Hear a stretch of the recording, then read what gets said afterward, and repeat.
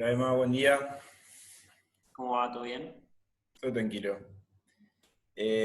Antes de que empecemos les voy a, para los que no nos conocen y se están conectando, supongo que por el panfleto, vamos a hacer una pequeña entrevista a Emanuel que ahora se va a presentar. Van a ser 40 minutos. El primer tramo va a ser preguntas que ya están arregladas y un intercambio entre él y yo. Y el último tramo van a ser preguntas de todos los oyentes que un moderador, Manuel, va a estar recopilando durante la charla. Así que si quieren preguntar algo, déjenlo en el chat. Y en el último tramo vamos a ir preguntando las cosas que hayan dejado, ¿de acuerdo? Bueno, Emma, ¿querés presentarte? Dale. ¿Cómo va a todos? Yo soy Emanuel, soy jefe de residentes del Hospital Garrahan. Eh, Además soy docente en la Facultad de Medicina, de una de las materias de primer año, embriología, y no mucho más de lo que hace un ser humano. Eh, y la idea un poco, por lo que me dijo Marcos, es comentar las características de la residencia, especialmente del Hospital Garrahan, a fin de ir haciendo una serie de entrevistas y permitir una comparativa que nos haga una especie de cuadro general sobre el sistema de residencias actualmente en Argentina. ¿Cierto? Sí. Bueno, vamos a empezar con las preguntas.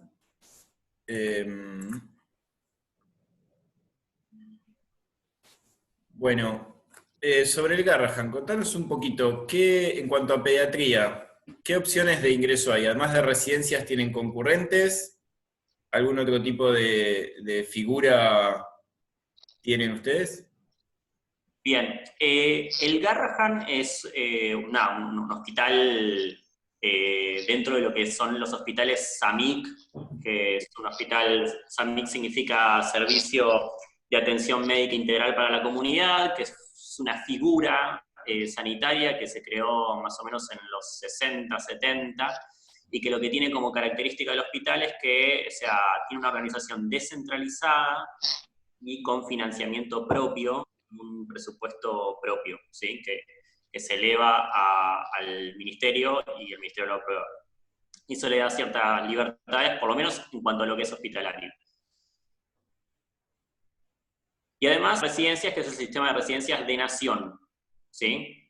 El Hospital Garrahan, por lo menos en lo que sería la residencia básica de pediatría, es solo nación. Después sí tiene residencias postbásicas que dependen de Municipalidad de Buenos Aires, por ejemplo, de Muni. Las postbásicas, por ejemplo, de cardio, de neumo, de gastro, son de Muni.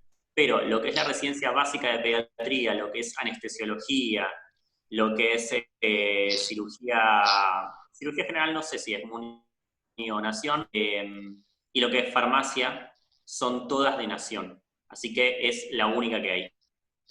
Y Nación, lo que sí tiene el Garrahan como parte del sistema de residencias, pero sí de alguna manera se le da un título o algún tipo de certificación similar, es un programa que se llama, en realidad es extranjeros que pagan por hacer algo similar a la residencia, un monto anual, creo que eran $3.000, y se adscriben al mismo sistema que un residente, o sea, hacen lo mismo y se les da una certificación de que cumplieron la residencia. Son alrededor de 10 puestos.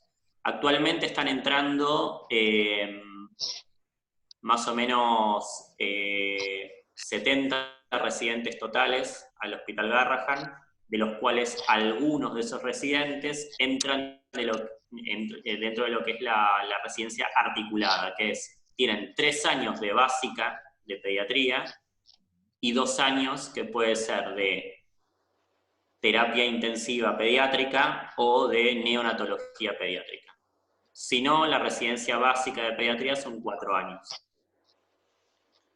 Bueno, muy bien. Te voy a hacer algunas preguntas bastante directas, bastante estructurales a lo que es una residencia para todos los que les interese. Eh, Primero, son cosas materiales capaz y después pasamos más a la estructura de cómo funciona el día a día. En cuanto a salario, ¿tenés una idea de cuánto están cobrando los residentes de primer año? Bueno, este año fue un año complicado en cuanto a lo de salarios. No sé si habrán escuchado que hubo una serie de paros. Bueno, hubo paros en todas partes de la residencia, pero en Nación los paros fueron principalmente por la cuestión salarial, ¿sí? Nación con respecto a municipalidad, con respecto a provincia, y creo que a los que dependen de Universidad de Buenos Aires venían con un atraso salarial bastante importante. Más o menos cobraban alrededor de 30.000 pesos los residentes de primero, 32 creo que era el neto, lo cual era muy bajo para lo que se venía viniendo con toda la devaluación que hubo y ahora encima un poco más. Eso generó una serie de escalonamientos salariales que hubo hasta ahora y ahora estaríamos en una especie de básico un poco más importante, ¿sí? En donde, por ejemplo, los residentes de primero llegarían a cobrar con una serie de aumentos que hubo alrededor de 46.900 pesos de neto, y así un poco más escalonado. En R2, 48.000, R3, 52.000 y R4 más o menos. R4 es lo mismo que R3. No hay aumento en los hospitales nacionales de R3 a R4 porque originalmente las residencias eran de 3 años y cuando aumentaron un año no aumentaron la categoría, lo cual es una especie como de engaño encubierto.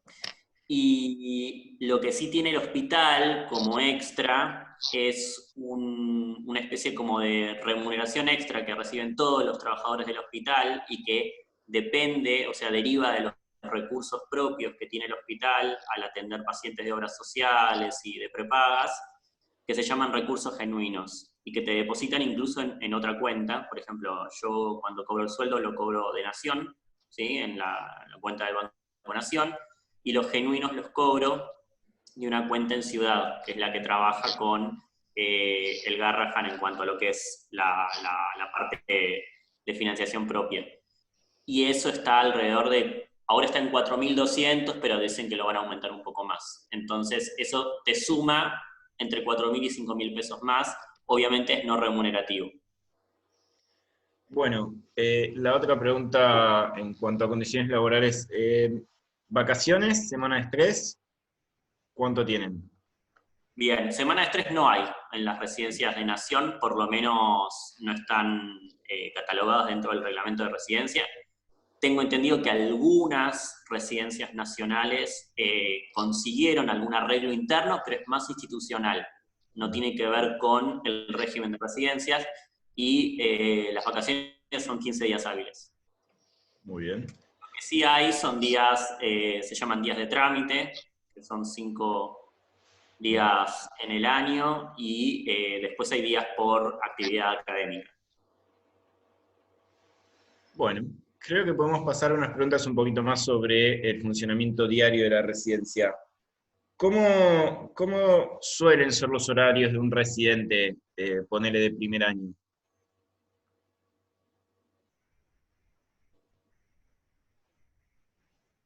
Claros y son junto con lo que es los de médico de planta, de 8 a 16.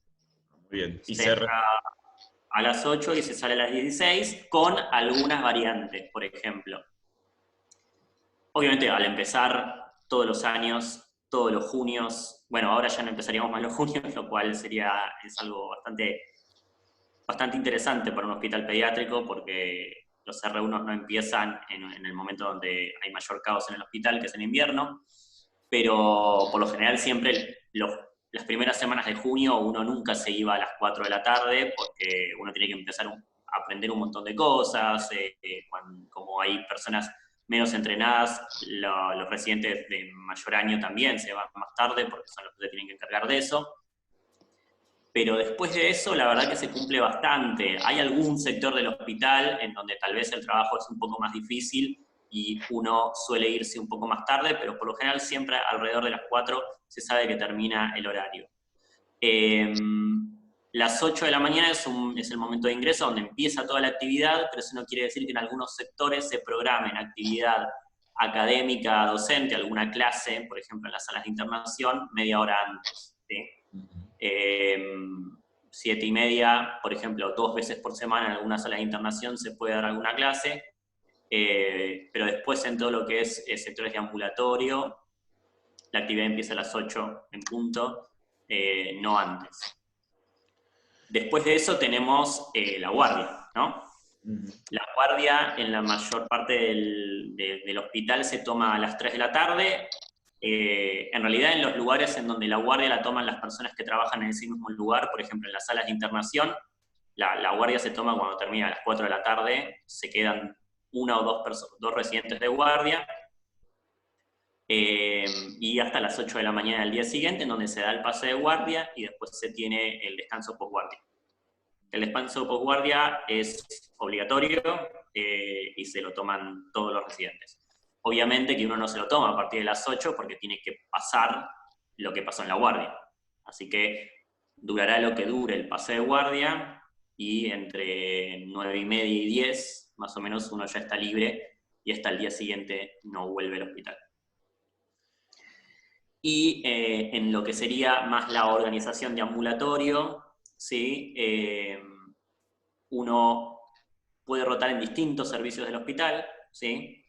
Los servicios son consultorios de atención de bajo riesgo, que tienen que ver con patologías de baja complejidad, servicios de atención de mediano riesgo, que son patologías de mediana complejidad, donde requiere algún tipo de visión por distintos especialistas. Emergencias, también está el hospital de día oncológico, y hay otro sector del hospital que se llama hospital de día polivalente, en donde se trata de hacer un hospital de día para ciertos pacientes cuyas patologías revierten tal complejidad que es útil verlos por distintas especialidades un mismo día. Por ejemplo, los pacientes con mielomeningocele, pacientes con epidermólisis ampullosa, distintos pacientes que tal vez son muy específicos y tal vez requieren que los especialistas los vean en un mismo día.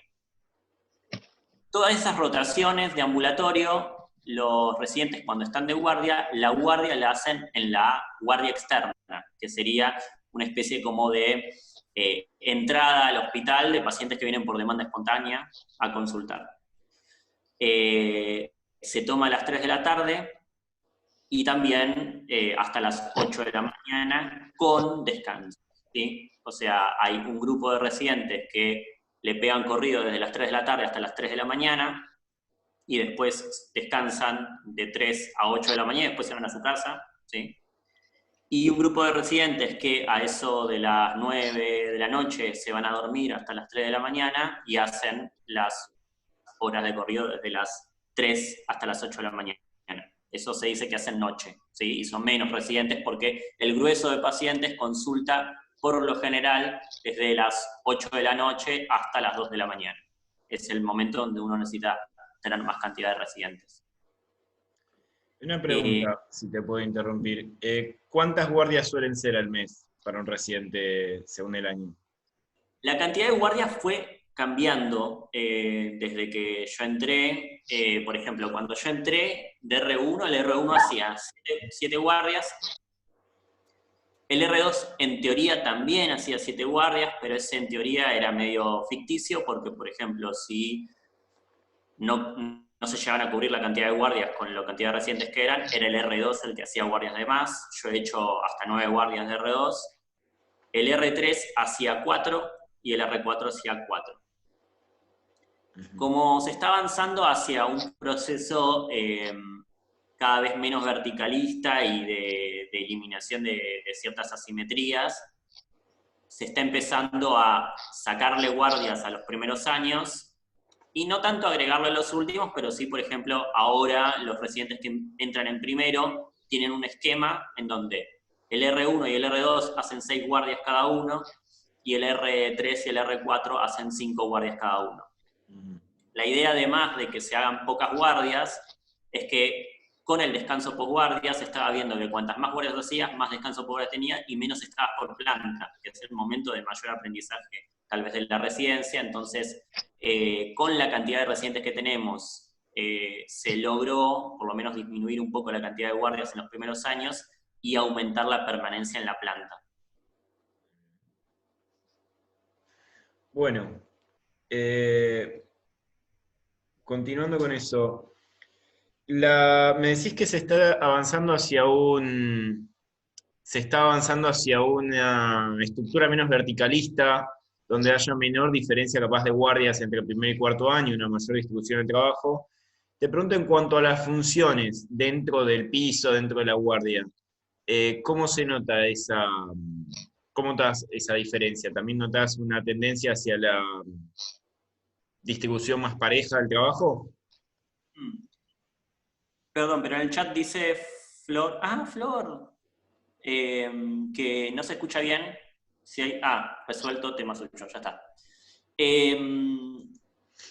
Mira, la verdad que yo lo comparo con lo que he hablado con compañeros que son residentes en otras residencias, tal vez más en las residencias quirúrgicas, y nunca noté tanta simetría o por lo menos roles tan marcados para cada año. Hay situaciones que están marcadas, pero que tienen que ver con la experiencia, ¿no? No va a pretender que un residente de primero integre un paciente como lo hace un residente de cuarto, ¿sí?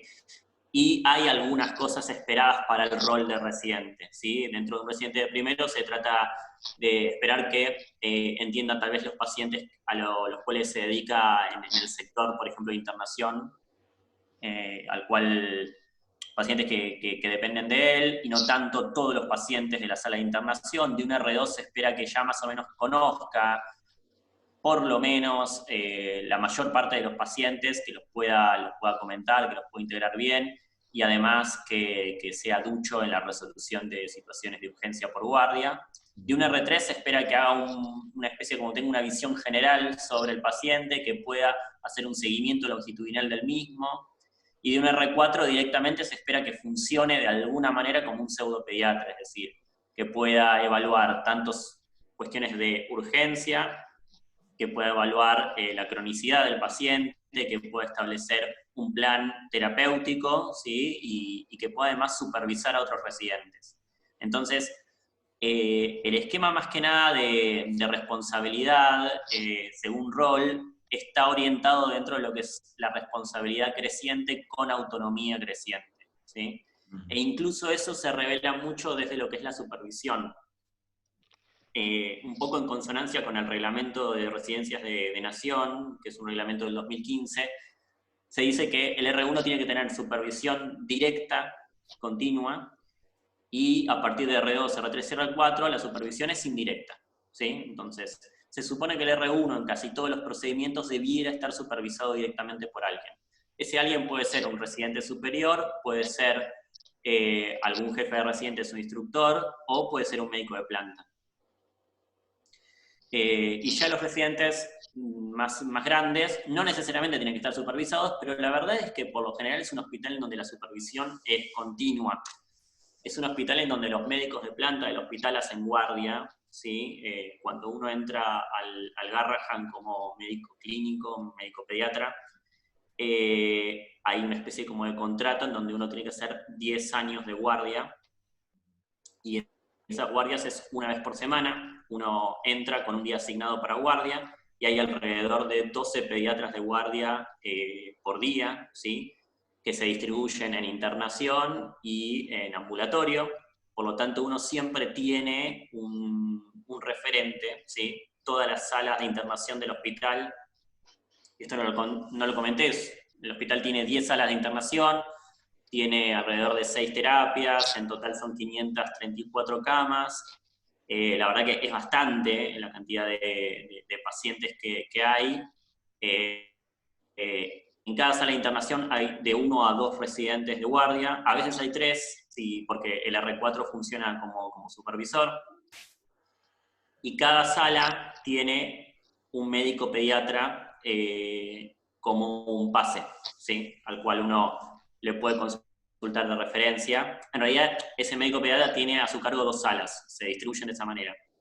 Y además el Hospital Garrahan tiene otros pediatras que trabajan y que están en formación y en especialización. Por ejemplo, hay becas o fellowship para pediatras recién recibidos que no están contratados de planta, pero sí para especializarse, por ejemplo, en medicina interna, y son pediatras que entran en 2 años de formación y de capacitación, y más que nada de especialización en medicina interna, y que trabajan en las salas de internación o abajo en ambulatorio y hacen guardias. Entonces, ahí también aumenta la cantidad de personas que uno tiene para la guardia. Entonces, las guardias suelen tener mucha cantidad de profesionales. Una pregunta, para darnos una dimensión de lo que hablamos, ¿cuántas camas tiene una sala de Una sala internación? tiene alrededor de 35 camas. Ok. 25 o 36 camas. Entonces hay 2 o 3 residentes de guardia para unas 35 camas y un médico de planta cada 2 salas, que serían 70 camas. Exactamente. Sí. Bien. Obviamente que no siempre están, o sea, siempre casi todas las camas están, o sea, todas las salas están llenas, pero no todas necesariamente están con 35 pacientes, porque, por ejemplo, a veces las habitaciones son de 2 pacientes, de 2 camas, y a veces hay que aislar a un paciente, ¿sí? Un paciente con algún germen multiresistente, o un paciente neutropénico, o extremadamente inmunosuprimido, requiere aislamiento, y eso te ocupa 2 camas. Entonces hay salas, por ejemplo, hay una sala que tiene una orientación muy particular a pacientes oncológicos, y todos los pacientes con leucemias mieloides se suelen internar ahí, algunos trasplantados también, y esas salas suelen tener una base de entre 15 a 20 pacientes, no llegan a completar nunca las 35 camas, porque van aisladas. Bueno, noto algo que capaz de mi experiencia en clínica es un poquito distinto y que me parece bastante bueno, que parece ser una gran integración, por lo que entiendo, entre los médicos, una gran presencia de los médicos de planta, especialistas dentro de la formación de los residentes. ¿Vos lo ves así en el día a día? ¿Vos notás que se involucran de una manera activa?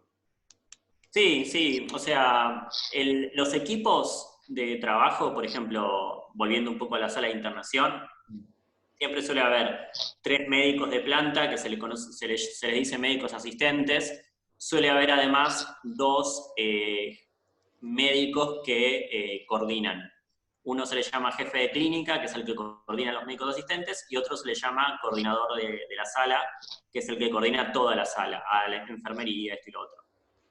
Así que por lo menos uno tiene 5 médicos de planta en cada sala de internación, más la cantidad de residentes que hay, más un becario de medicina interna, y a eso hay que sumarle a veces rotantes de otros hospitales de pediatría, ¿sí? Que son hospitales polivalentes y vienen a hacer su rotación en algún hospital monovalente. A veces es chistosa la cantidad de gente que hay mucha gente a veces en cada sala. Suele haber 3 a 4 R1, 3 a 4 R2, 2 R3, 1 a 2 R4, y se suelen dividir esos 30 y pico de pacientes en 3 o 4 sectores, ¿sí? Con un médico de planta a cargo de cada uno de esos sectores.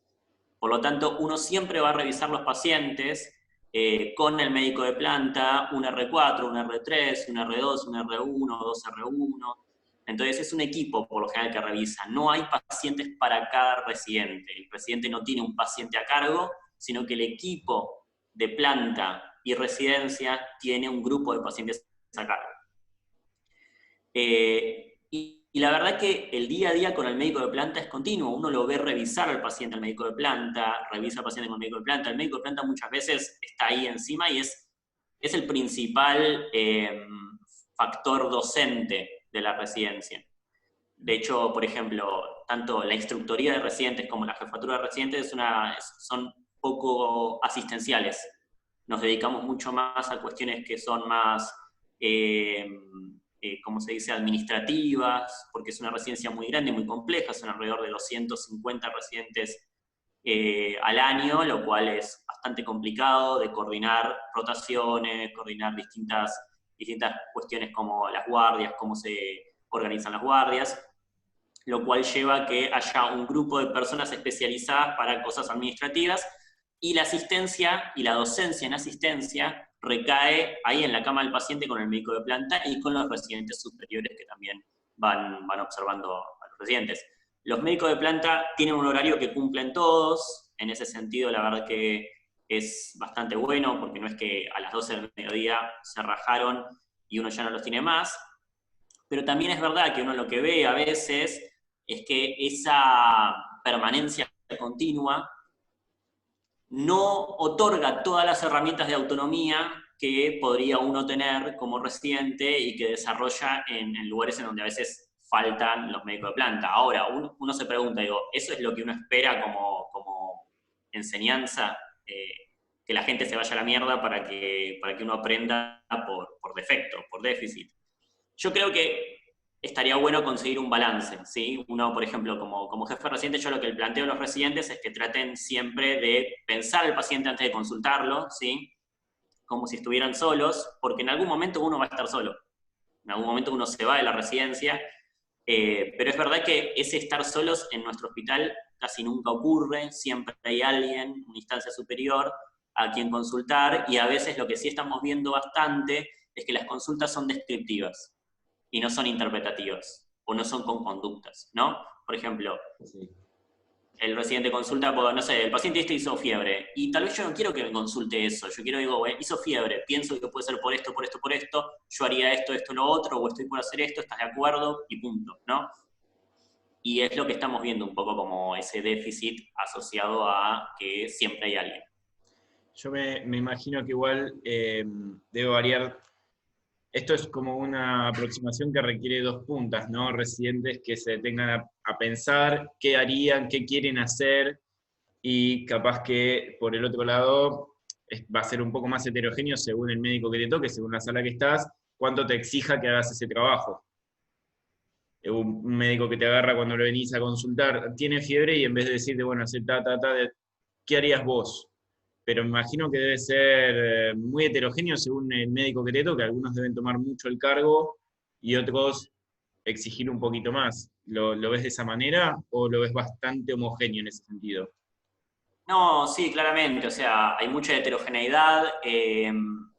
Para mí una de las grandes luchas en este momento con la planta de médicos es profesionalizarla en cuanto a la docencia, al rol docente. Es decir, son muchos médicos de planta, cada vez entran más, cada vez se abren más servicios.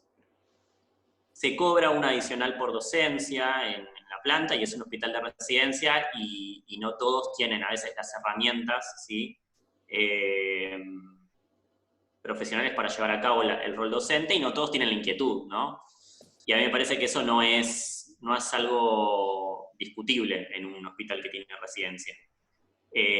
Pero obviamente, digo, me parece que son discusiones de un lugar que tiene un montón de cosas ya saldadas.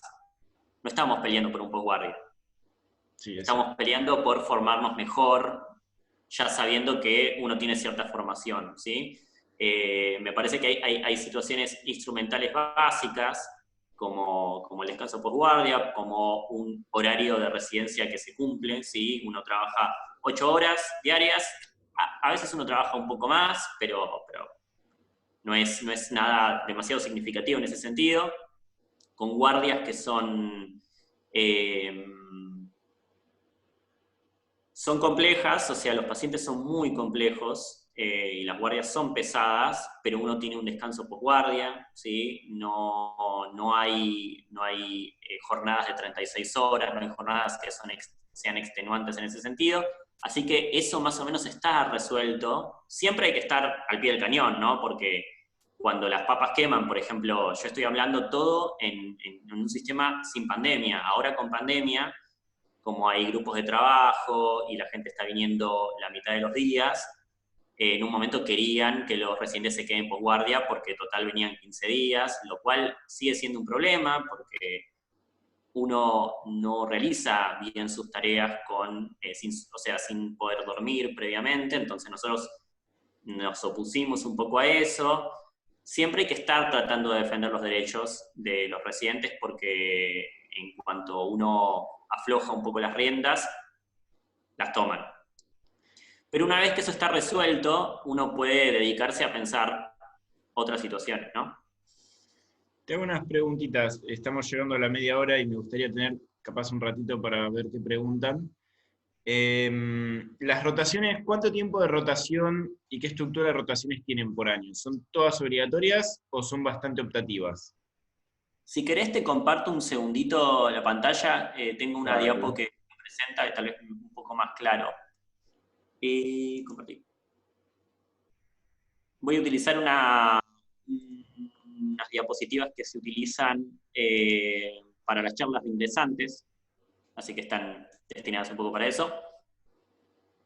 ¿Se ve?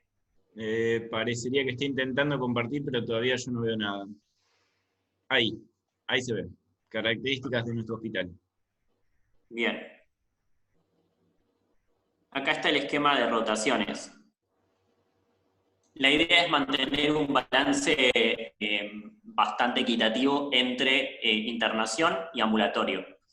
Es un poco con la idea de que, por lo general, los pediatras cuando en el mercado laboral del pediatra trabaja más en consultorio que en internación, ¿sí? Se vio igual en encuestas a egresados del Hospital Garrahan que los egresados del Garrahan suelen elegir más instancias de internación, pero me parece que es un sesgo por el tipo de hospital y el tipo de patologías que uno ve en el hospital. O sea, uno se siente un poco más seguro con todo lo que es la medicina interna, ¿no? Y muchas veces con especialidades.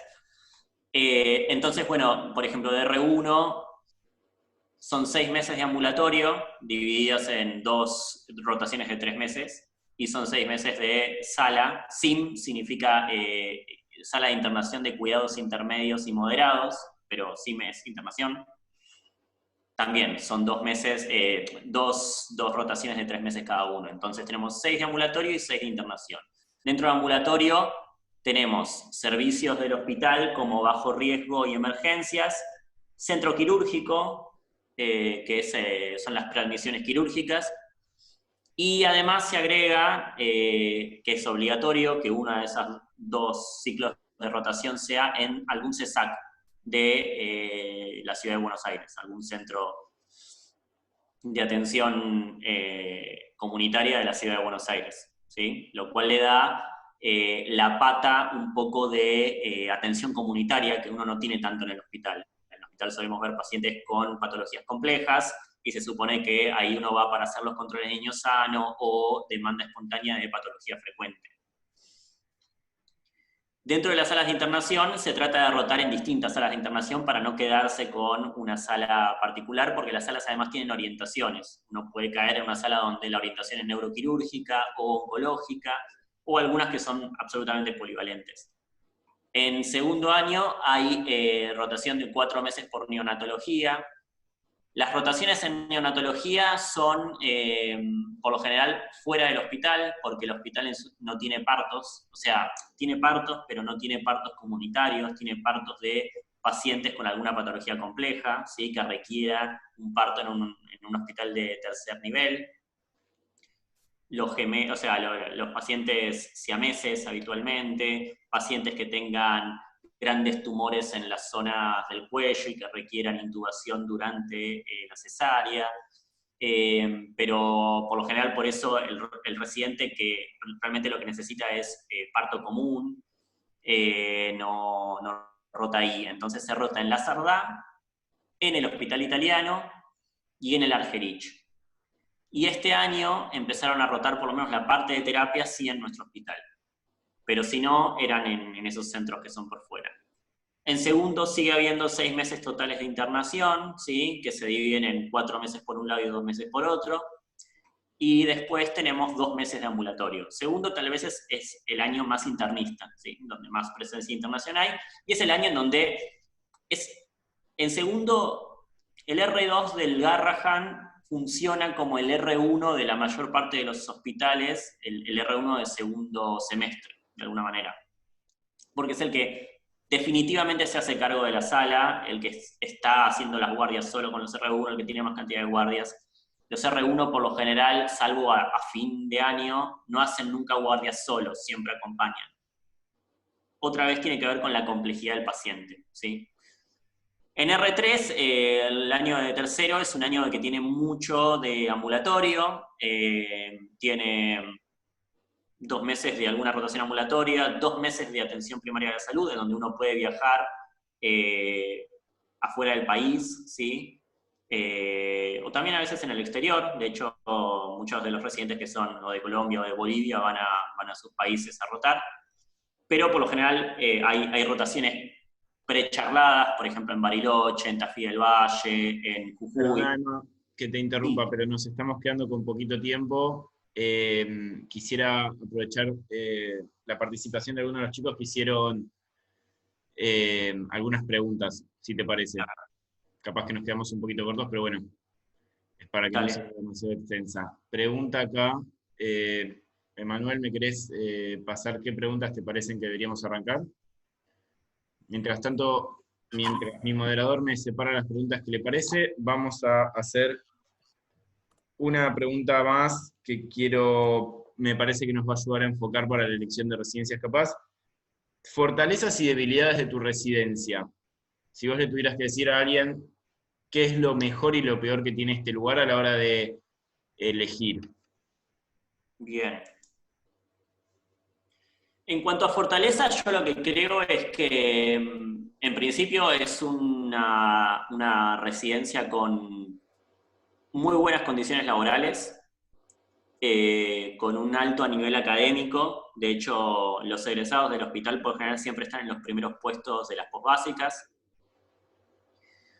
Y además te permite hacer un panorama muy completo de la patología pediátrica. Así que en ese sentido yo creo que siempre es mucho más sencillo bajar de complejidad que subirlo posteriormente. Y en cuanto a debilidades, creo que tienen que ver justo con lo que es el sesgo del hospital, ¿no? La mayoría son pacientes muy complejos, entonces hay una especie como de chiste interno en el hospital que es un R1, por lo general, un R1 del Garrahan sabe mucho más tratar una neutropenia febril que indicar la preparación de una leche para un lactante, que es algo que tal vez sería algo muy básico para un pediatra, ¿no? Entonces, en ese sentido, todo lo que tenga que ver con niño sano es un poco más esquivo. Obviamente que el hospital, o sea, detecta esa debilidad y trata de responder, pero la cotidianeidad por lo general es mucho más poderosa que los cursos que se puedan hacer para los residentes. Así que en ese sentido, sí, la complejidad a veces atenta un poco contra, por lo menos, el aprendizaje global de la pediatría en los primeros años. Después eso se compensa, pero la orientación y el sesgo es muy de complejidad. Bueno, les voy a aclarar a los chicos, como se nos hizo un poquito larga, si te parece, Emma, ahora que termina volvemos a ingresar y le damos 5 o 10 minutitos más, ¿te parece? Para no dejar a toda esta gente con la duda que tienen. Dale, súper. Bueno, ahora que se corte, reingresamos con el mismo link, misma contraseña, mismo todo, y continuamos, ¿sí? Mientras tanto, yo uso cada segundo. Preguntan acá si les puedes dar un poquito más de información sobre las articuladas. Pregunta específicamente sobre la UTI pediátrica. ¿Qué nos podrías decir que les sea pertinente?